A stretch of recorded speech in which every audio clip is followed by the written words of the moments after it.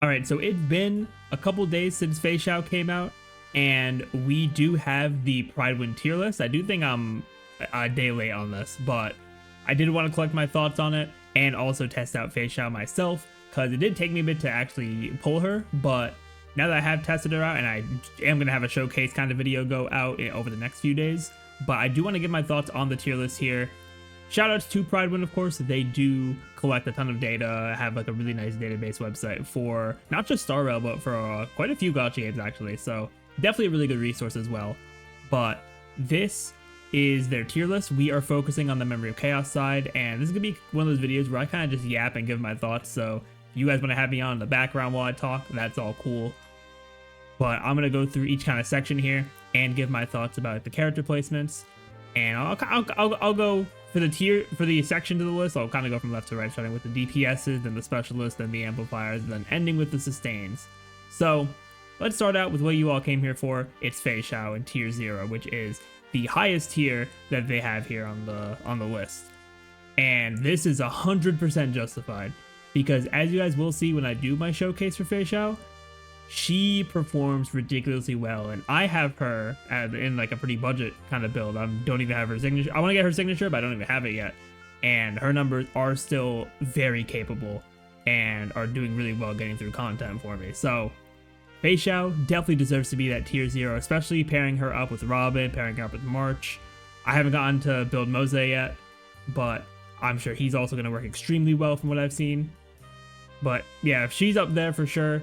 Now, with her being next to Acheron, I can definitely see it in terms of like what they can do at their max potential.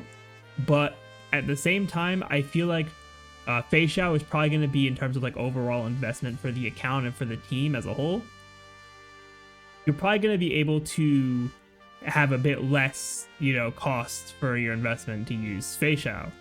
Because first of all, you have March, which we're going to get to her when we get to the specialist category.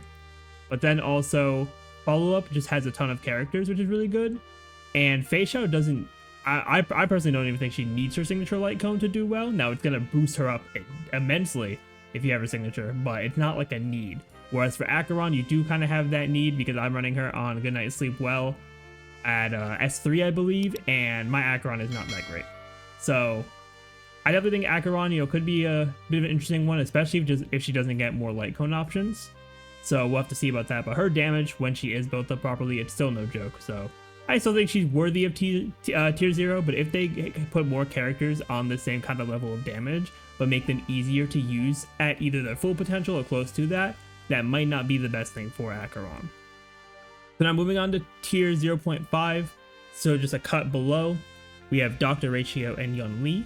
Now, Ratio has definitely been very solid. He is kind of getting booted off the follow-up team because of Feixiao, so I'm going to be interested to see what happens to him tier list wise as time goes on. I'm sure a lot of people are pulling for Feixiao, so yeah, we'll see if Ratio is going to stay up here. I mean, his damage is still going to be good, but if they're adding more follow-up characters that are better, he is just going to experience that natural power creep and just like slowly fall through, which we are going to see some other characters that has already happened to as we go further. And then Yun Li, I honestly didn't get to really test Yun Li too much. I don't have her on my own account, but from what I can tell, she is just like a premium Clara, which is what I expected from when I saw her kit.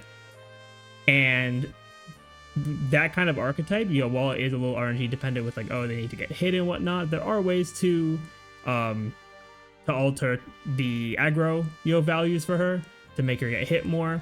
Plus, also her damage is no joke as well, if you do get those enhanced counters off with their ultimate. So Yun Li is still going to be very good in a lot of places, and I think she's going to be good for a long time, because Clara's been good for a long time. And since they both have a very similar kind of kit, I feel like that's just how it's going to go for her. Which, speaking of Clara, let's move down to tier 1 here, which now, for what Prydwen shows, we're no longer in like the best of the best of these two tiers, tier 0, tier 0.5. This is like the best of the best. They call it the Apex characters. Now we're moving on to the characters that are still very good and can get content done for you, but they're not on that next level anymore, right? In tier 1, we have Clara, Imbibitor Lune, and Jing Liu. Now for Clara, pretty much similar thing as Yun Li. She just does less damage overall, but she has the same kind of play style. For the most part, I think Yun Li can, be slightly different to play than Clara, at least from what I've seen, but Clara is still very capable, and honestly in runs where, because physical is a pretty weak element of my account overall, in runs where I need physical, I've honestly used Clara, and even though my Clara isn't like the best build ever, she's still been able to get me through it. So both not just for MOC, but also for pure fiction. So yeah, Clara's still definitely hanging in there, and I still think I was fully right when I told people, don't feel like you have to pull for Yunli if you have Clara. Because Clara can still get you through content, Yunli's just going to be a little bit of an upgrade, which as we can see right here, just one tier above, so I'm glad I was on the money for that. But then for Embabber Lune and Jing Liu, and I guess we can also tie Seela into this too, going into tier 1.5, it's pretty much just like a thing of natural power creep, where more powerful characters have been released since these characters had their like golden age. So now we're at a point where they can still get through content, but for them to really want to like compete in the hardest stages, you are going to need a bit more investment. And thankfully for me, I did pull Jing Liu with her signature. I have her E0 S1, so my Jing Liu can still hang when I need an ice character, but if I can use either Jing Liu or like Feixiao or Acheron or some of the other characters I have, like even Firefly, which we'll get to, like I'm probably going to use them over her. But if I really do need ice, Jing Liu is still very capable. And same thing for people who have Embabber Lune. If you need that imaginary, he's still going to be very capable. And then for Seela is just, despite all the characters that do more damage than her now, if you have an insane amount of investment on her, she can still cook in content. Now, I haven't used her very often or very recently. I probably might want to try to test her out in older content at some point. I mean, in newer content at some point, see how she's going to perform, especially with like some of the newer supports and everything like that. Because last time I used Seela was Mono Quantum, once we got Sparkle, which she does still perform well, but I do think that with the extra attack she can get if you give her the finishing hit on enemies, that can be really nice. But yeah, she can still kind of hang in there. Definitely nowhere near the level of even these two, in my opinion, but she can still put in work and get content done. Then for tier 2, we have a few characters here, which honestly, for most of them, they can get well, actually no, I should say for all of them, they can get content done still, but they tend to be lacking in one way or another. For Blade, he ends up just being kind of mid damage-wise. Like, he did get a buff in Jade, but, I mean, we'll get to Jade later. Jade isn't exactly the best character for MOC, but yeah, Blade does have a few interesting comps he can be on, but he doesn't fit into one of like the archetype kind of teams that I feel like Honkai Star Rail is going towards more so nowadays, like the break team, follow-up team, which he does have a follow-up attack, but he doesn't fit the archetype like a lot of the other follow-up characters do. Then for Himiko, she's more so one of those characters that's going to perform better in pure fiction, just from her being a base roster erudition character. She's not going to do as well in MOC, but she can still get the content done, especially if you have her built very well. Jing Yuan also can. He's one of the more buffed characters in Star Rail's lifetime, so he can definitely still get stuff done. But just like a lot of the other characters, there is just better now than him, regardless of the buffs. So he is sitting down here at tier 2, but he can still absolutely get content done. Then for Qingque, she's an RNG character, and that of course makes her a bit inconsistent at times. So that is going to put her kind of down here. Like, while Blade tends to be mid compared to other characters, like damage-wise, Qingque just ends up being inconsistent. But if you get her really good times, she will do a lot of damage. So she could definitely be a wild card. Then moving on to their next tier, or next set of tiers, are the niche characters. These are characters that are not the greatest. Like, I think in certain situations you can get them to do well, depending on the buff for the specific Memory of Chaos or the enemy lineup. If it's really solid for them, they can put in some work, but they're not going to be the greatest thing ever. So tier 3 for DPSs, we have Argenti, and Argenti, he's someone who really wants to fight multiple enemies, like as many enemies as humanly possible, because he's going to get extra energy, and he has a full AoE skill and ultimate. Now his 180 energy ultimate is helpful for MOC for the extra single target damage, but because you're not going to be building up your energy as fast, it's not going to be as great of a character to run when you can run other characters. Like if you have Boot Hill, if you have physical, like you have Clara, you have Yunli. So if you have multiple of those physical characters on your account, Argenti is just not going to be the wave for MOC. Now, Pure Fiction, he absolutely stomps that because of the AoE. You're always going to be fighting like 4 or 5 enemies. But Memory of Chaos, he just doesn't have the amount of enemies to attack all the time to make him really good, because that's where he shines the most.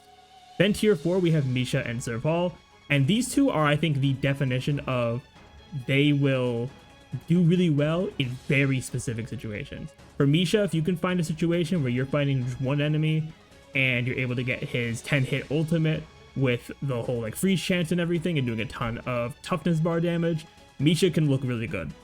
And same thing with Serval. If you juice her up with supports, if you have a MOC buff that's going to benefit her, she can also do very good. But otherwise, you're probably not going to be running these two very often, if not at all. Then tier 5 is just the Forgotten Ones, and DPS is the only tier for MOC that has this.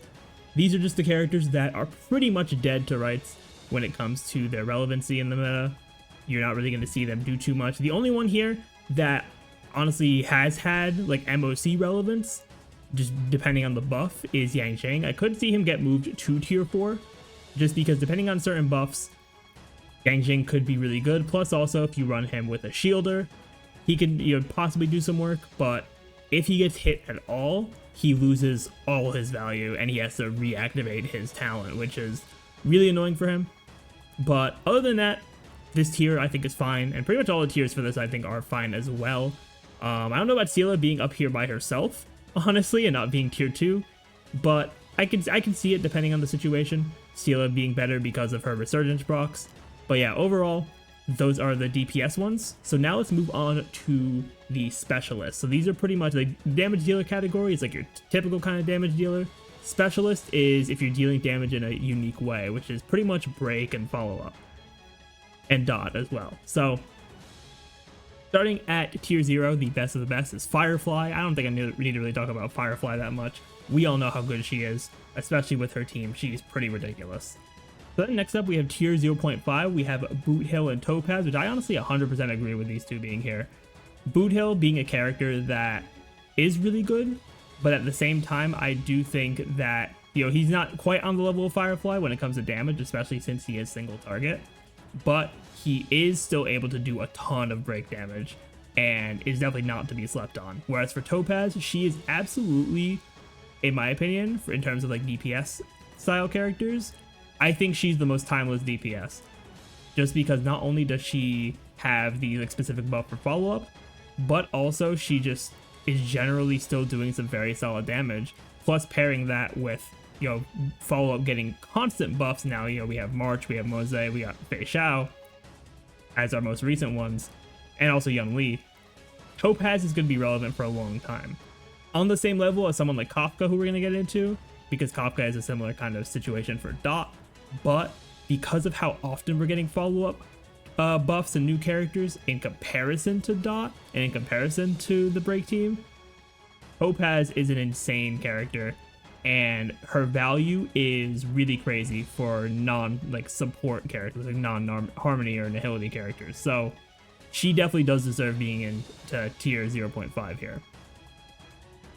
So that's the Apex characters for specialists. So now moving on to the meta in tier 1, we have Black Swan, Kafka, Hunt March 7th, and Moze. Now, I'm going to do Kafka and Black Swan kind of together because they're going to be on the same teams pretty much all the time. Unless you're using Acheron, you're not using Kafka, which I honestly prefer to use like Black Swan Silverwolf, or honestly I think Black Swan Zhao Cho or Silverwolf Zhao Cho would probably be best for Acheron. But if you don't have some of those characters, you can run Kafka, she's still going to perform well. But these two are still very solid. Black Swan is, in terms of like the numbers, going to be your strongest dot character right now, in terms of just doing as much dot damage as you can. And then Kafka, of course, she is like the mesh of the dot team, where she can do a ton of damage by re-triggering other dots. So like I said, Kafka very similar to Topaz in the fact that they kind of can serve as the mesh of their specific team, but I do think Topaz does it better for where we are right now. Plus dot doesn't get as many buffs as follow-up does. Now we just got a dot buff in Zhao Cho, which is really cool, but I don't think it's enough to compare to Feixiao that we just got for follow-up. So while Kafka, Black Swan, they can absolutely get through endgame content. I use them pretty regularly actually when doing endgame, especially for Pure Fiction. But when we're looking at MOC, they can definitely get through it. They're not going to be doing like the crazy, insane numbers that, you know, Boot Hill and Firefly are going to be doing, or have the same amount of value as Topaz, because Topaz can boost up some of those other insane characters. I think that they are still more than capable, and I think Tier 1's a good place for them. Now, March, it seems like they haven't done their calculations for E6 yet, but I have been testing E6 over the past day or so, and E6 March, she definitely belongs to be here as well. Yeah, she definitely belongs in this tier as well. She gives some good buffs to whoever she makes her Shifu, and she's just going to be a really solid character for pretty much any follow-up team that you're running, because with her, especially with her E2, she gets a follow-up attack, so she's going to be just a very good follow-up character, and a very good alternative if you don't have Topaz, or if you're someone who isn't running Robin on the team. You can run Topaz and March, and also I'll kind of tag in Moze in the discussion here too. You can run like Feixiao, March, Moze as well if you don't have Topaz or Robin. So follow up, because of March and also Moze, there's a ton more options, making it a lot more flexible of an archetype, which I really do like. So she kind of does serve kind of a similar role as Topaz, being like a kind of mesh for a follow-up team, but at the same time not being quite as good as Topaz. I do think Topaz is going to be better overall because of the specific follow-up attack buffs that she provides, but March is still very good. Moze is going to be similar. I have not gotten to really test him out at all, so I'm not going to say too much about Moze. If I'm able to build him over the next week or so, I will make a dedicated video for him, because he does seem very cool. I have him at E5, so not quite at full power, but most of the way there. So yeah, I'll see if I can build Moze, and I'll come back to that. Then we jump down to tier 2 here. We have Luca and Shui Yi, who are both still solid. They can both get things done, but I think their main thing is just power creep. Kind of hit them. There's just better options now. Because for Luca, you mainly used him for physical dot or physical break. Now, while there isn't as much while there isn't anyone else for physical dot really, that's not really something you need to run, because a lot of the time dot teams are going to be Kafka, Black Swan, Harmony support, and a sustain. So you don't really need a Luca if you have like the premium dot team. And then for break, he gets absolutely outshadowed by Boot Hill. So if you have Boot Hill, you're not using Luca. But if you do need like a physical character and you're somehow don't have any of like the other damage dealer ones, Luca can still be a good option. And then for Shui Yi, once again, she does, just in terms of damage, she is going to get outclassed by Boot Hill and Firefly. And since a lot of people pulled for one or the other, there isn't a lot of reason to use Shui Yi, but she can still get you through content for sure. She can still do some good damage. Plus, also, Boot Hill and Firefly, they do end up being easier to build than Shui Yi, because for Shui Yi, you gotta get attack, you gotta get a crit ratio on her, you gotta get break effect, speed. There's like a million stats you gotta put into building Shui Yi. Whereas for these two, like for Boot Hill, it's pretty much just break effect speed. Firefly, it's attack, break effect speed, so they're a lot easier to build than she is. So that also does kind of contribute to her being a bit lower, in my opinion. But it's just, they're still gonna get you through MOC for sure. Now moving on to the niche section, tier 3, we have Jade, Sampo, and Welt. Jade is a character similar to Argenti that we talked about, where she wants to hit as many enemies as possible, as often as possible, and MOC doesn't give as many enemies as a mode like Pure Fiction, so she's not going to be able to perform as well.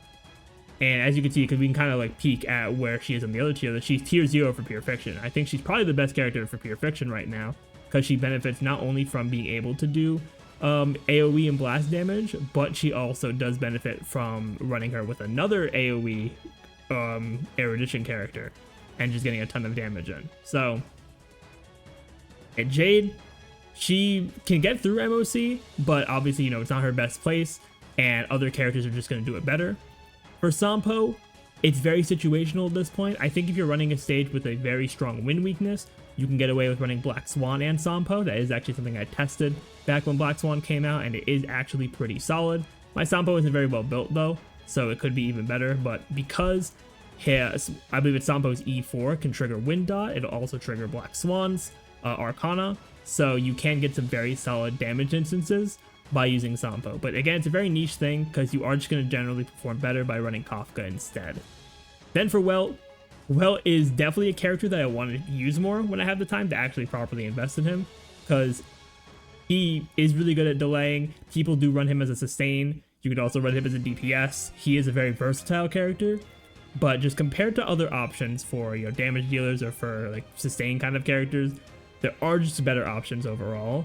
But I can absolutely see in like an imaginary weak situation, I can see Welt doing extremely well, getting weakness break plus his delay plus imprisonment. Like he can get a whole ton of like debuffs on enemies as well. So he can have some solid, you know, value in certain places, but a lot of the time other characters are just going to be better than him.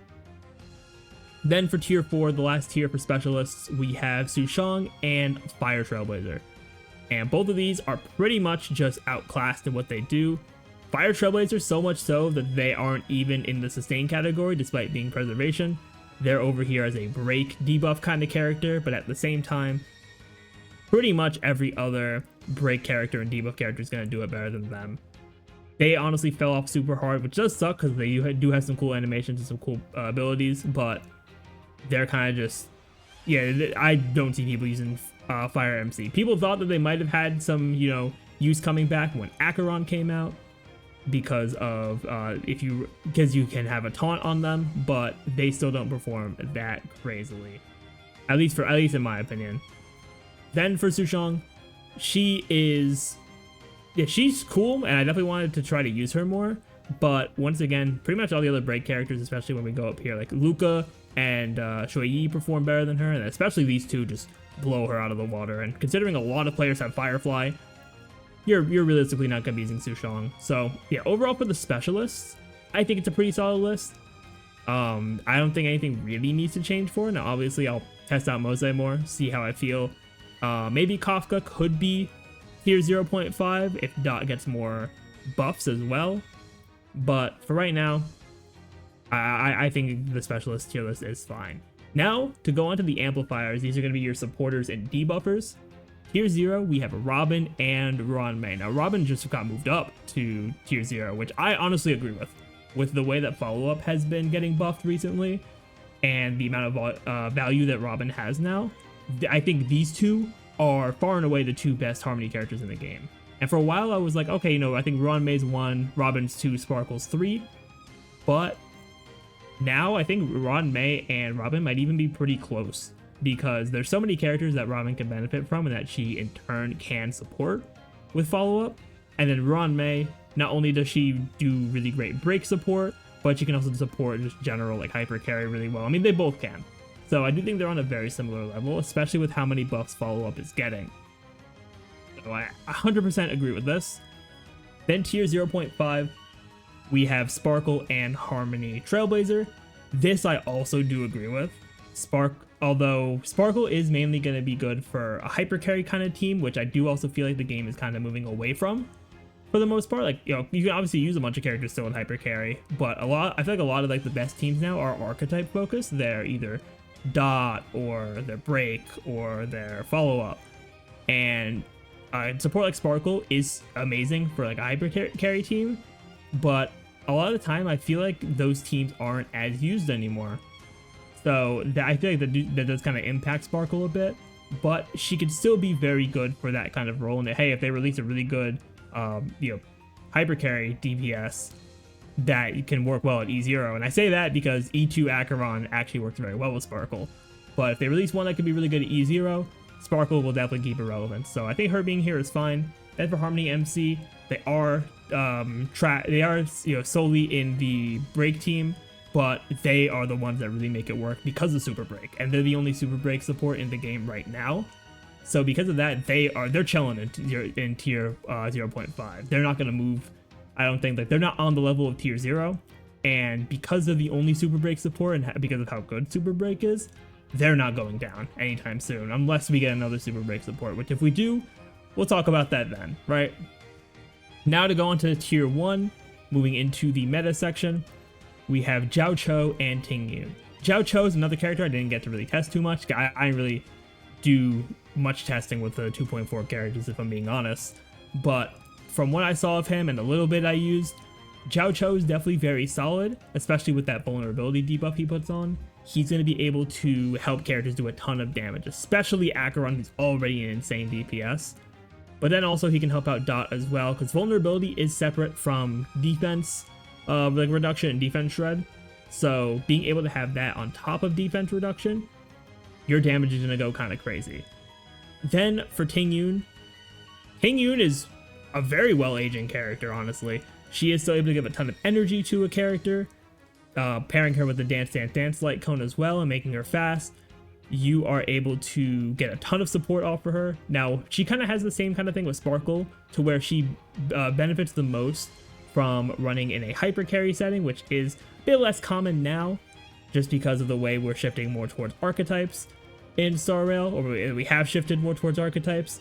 But in certain situations where you might have like a duo DPS team, but one of the characters, like for example with Feixiao, you don't need energy, but your other DPS or sub DPS needs energy, you can have Ting Yun focus her ults on that character with energy. So Ting Yun can still be good in certain situations, but we'll see if we get, like I said for Sparkle, if we get another hyper carry DPS, Ting Yun's gonna be great for them. But overall, Ting Yun is just a very solid support character. So now let's move on to tier 1.5 here. We have Bronya, Pela, and Silverwolf. Now, I think this tier is probably fine, but I could also see, situationally, I could see Silverwolf and Pela honestly moving up.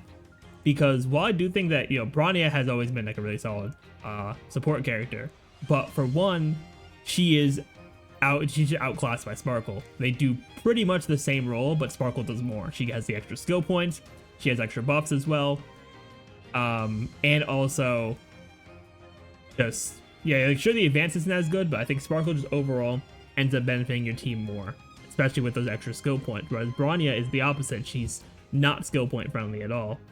And sure, she has like an E1, which makes it easier for skill points, and a signature light cone gives you skill points as well, but like Bronya is just like, she's good, but there is absolutely better. She's a very clear and cut case of that. She's still going to be able to get you through MOC, but not really, the craziest support anymore like she once was.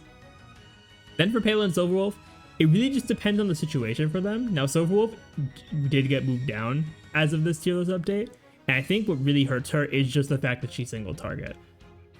I think if she had even a blast debuff, it doesn't even have to be an AoE. If she even had a blast debuff, I think Silverwolf would be way better. But the fact that she only has single target can be a little tough in a mode like MOC or just endgame in general. Because for MOC, a lot of the time you're fighting two elites, or you're fighting one boss and one elite. So you're not able to debuff both of them, so you have to just focus in on one, then move on to the other. Which can be a bit annoying depending on the comp you're running, and just trying to do as much damage as possible. So that's why in that kind of situation you end up running Pela. But then Pela doesn't have the same output of debuffs that Silverwolf can have. So if you're running her with a character like Acheron, who wants debuffs, Silverwolf ends up being a better option despite the single target. So these two, I think at this point, because of it being basically single target versus multi-target, these two are going to be joined at the hip on pretty much any tier list, I think. And so yeah, Silverwolf being here and Pela being here, I think it's fine. I think situationally, they could be moved up to 1, like I said, but it's not like a crazy move for them. Then tier 2, we have Asta and Gwenaifen. I think this tier is also fine. Both pretty much are like kind of forgotten support. Well, I mean, honestly, every support from here down is kind of forgotten because they're just not used that much because there is just better. Gwenaifen is pretty much just outmatched by Zhao Cho. Because I believe she does have some kind of like damage taken or vulnerability buff, but Zhao Cho just does it better. Whereas for Asta, she does provide, full team attack support, which is very nice, and also speed support. But again, she's outclassed by characters like Robin and Ruan Mei. So if you don't have those characters or you're a new player, then I think these two characters can be very good to start you out. But as you get access to other like Harmony characters and other debuffers, you're quickly gonna drop these characters, I feel. Especially with the fact that Robin is out right now, and Robin's out right now, and then also you just have Bronya on the standard banner, and Harmony MC is free. So yeah, you're eventually gonna drop these, but I think as an early player, these two are very good. Now, probably for, I don't want to say my most controversial take of the video, but one of two takes that I am the most passionate about when it comes to tier list changes on here. I think Hanya should be in tier 2. Now, I think she's very slept on, and I think at some point when I don't have as much content, I definitely want to try to make a Hanya video, because she gets some very interesting stuff at B6. Now, is she better than the characters in tier 1.5 and above? Absolutely not, right? I think she's very comfortably at tier 2, and I think she's at a very similar level. When she's at E6, she does give some damage buffs, she does give some extra attack, and she also has some skill point generation as well, which is a very good thing to have. She's one of 2 characters that can generate skill points for the team, outside of just like, oh, using my basic attack. So, because of that, I do think Hanya has value, for sure, that I think a lot of people don't see because she just generally doesn't get used as much. Plus, also, right after she dropped, we got Rohan Mei, which kind of started shifting to the game into its next meta. So, yeah, overall, I think Hanya could be at tier 2, given the right circumstances, of course, but nowhere higher. Like, I'm not gonna glaze Hanya like that. Then, lastly, for Harmony, we have Yukong. We all know the issues about Yukong. She's super clunky. Her buffs don't have that much uptime because she's intended to be like a bursty kind of support, which, like, if you can get those timings right, she's very good, but it ends up being really annoying to get those timings in. So she ends up just not performing nearly as well as characters who are going to be able to have, not just have their buffs active, but have more powerful buffs overall and have them be active for way longer. So I definitely think Yukong is, I could definitely see her being T4. I could also see, like, if they put her in T5, but I do think she could still have value. She is free, which is nice, but at the same time, there is a better free character in the form of Asta for Harmony. Plus, you also you really want to have her E6 to make her feel as good as you can make her feel to be used. Alright, so lastly, we have the sustains. Now, tier 0, I mostly agree with here. Aventurine and Huohuo, especially after me just recently getting Huohuo, and then the bit I've tested with Aventurine, because I don't have him, but the bit I've tested with him and the amount of time I've been using Huohuo ever since I pulled her on her rerun, these two are definitely fitting to be in T0. They do really well in keeping the team alive, plus they are really good at supporting as well. With Aventurine, the follow-up attacks, with his the extra crit damage boost that he provides on his ultimate. Then for Huohuo, her giving the attack and energy on her ultimate, plus also her healing just being very good.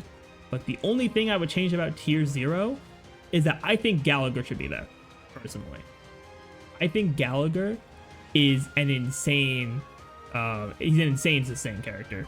Now, he is tier 0.5, which is still, like, top line of the game. But considering the fact that he's down there at Fushuan, I use Gallagher way more than Fushuan nowadays. And that's not to say Fushuan's bad, she's not. She's a good sustain, but I think Gallagher, Huohuo, and Aventurine are on a different level than Fushuan. I think that with Gallagher, not only with his healing being very good, but also the fact that for one, he fits into an archetype, which I think definitely helps him. But then secondly, he is able to just heal very well and keep the team alive, while also in his archetype doing some pretty respectable damage too, which, like, sure, Aventurine can do a bit of damage, and Huohuo is just not built for that, but she has some really good support, so that's fine. But I think the amount that these three do, I think that should put Gallagher in tier 0. That might just be me from my experience with running Gallagher, but he is insanely good. Not just, he's not just in his niche in the break team. You can run him with Acheron. You can run him, honestly, with Robin too if you don't have Aventurine, because Robin wants characters that are going to attack a bunch. And with Gallagher, you can basic, get his ultimate, which is an attack, and then he gets action advance for another basic. So you're getting 3 attacks in quick succession with him. And that, I think, is really good. Now, enough of me glazing Gallagher. Fushuan is still very solid. She is the only limited 5-star I have at E1.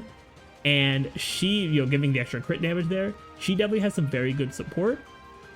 But it's just not on the level of these three, in my opinion. Like, straight up, I think she is noticeably better than the other sustains. But I do think that Yeah, Fushuan, she's not on the same level as Gallagher. I'm sorry, Prydwen. I'm sorry if anyone disagrees with me. You can let me know in the comments if you disagree with me, but yeah, I think Fushuan overall, like, she's still gonna be very good in keeping you alive, her tanking damage, being able to heal herself, and giving like a little mini heal to the team with her ultimate. Fushuan can still do very solid in the endgame content. So she is definitely worth being in tier 0.5. I think she should be the only one in tier 0.5 because Gallagher should be up here. Now moving on to tier 1, we just have Locha. Now I absolutely do agree with this. I think Locha being here makes a ton of sense because he, unlike these four, he doesn't have any specific like buffs that he gives the team. He's the best basic healer we have. He heals, he cleanses, he has an auto heal, he has passive healing as well in his kit. He's the best just solo healer, like without any kind of support. But that's also why he's only in tier 1. He has nothing more than healing and cleansing, which when he came out, that was fine. But now that we've had characters come out, like when Fushuan came out, it was like, oh yeah, she's definitely better than Locha because she can keep you alive, plus she does this. And now we have 3 other characters that can heal and also do this and can keep the team alive at a similar level or even better than Locha can. So that absolutely puts him at tier 1 here. Then we have, I'm gonna put these next 3 together because I do have some thoughts about this. We have Lynx at tier 1.5, Gepard at tier 2, Bailu at tier 3. Bailu just got moved down, and honestly, like, on one hand, I can see it, just because she is, while Locha's a pure sustain, Bailu's just a pure healer. She doesn't have any cleanse, but she does give damage reduction, which is nice.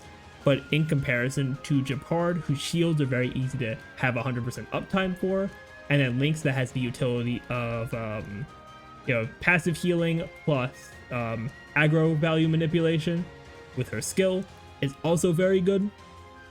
I do think that Gepard and Lynx could probably just be in the same tier, being in tier 1.5, and then Bailu being in tier 2, because Bailu I think could still get you through the endgame content. You're just not going to get any kind of support out of her, and same thing with Gepard. But Gepard, we are having the freezes as well with his skill, plus also being able to keep his shields up. I think he's still very valuable. Then for Lynx, she doesn't have like the most healing in the world, but she is a bit like situational because you'll use her with a character like Clara, Young Lee, or Blade who wants to get hit a bunch, and that'll be really helpful for them. But I just don't see why they're super spaced out like this in the different tiers. Like maybe it's just like to fill the tier list, but I think when we're really looking at how well they perform, at least in my experience, I think it's closer than they're making it out to be. So yeah, I think Gepard should be up here, and then Bailu should be here. But then lastly, tier 4, final 2 characters, we have Preservation March and we have Natasha, who both fell off pretty early when we were getting healers.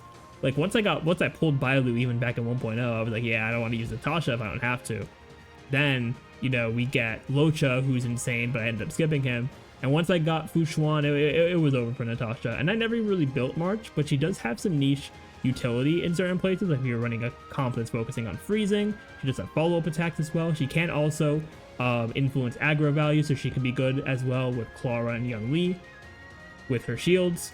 So March can definitely have some value, but when looking overall at the game and being able to get through endgame, March and Natasha, they're not going to do well for you in comparison to everyone else. So yeah, those are my thoughts on the Prydwen tier list. I know that was a lot of me yapping, but I also want to see what you all think in the comments down below. Thank you all so much for watching. If you enjoyed and made it all the way to the end of this, definitely be sure to leave a like and hit that subscribe button. But with that, I will see you all next time.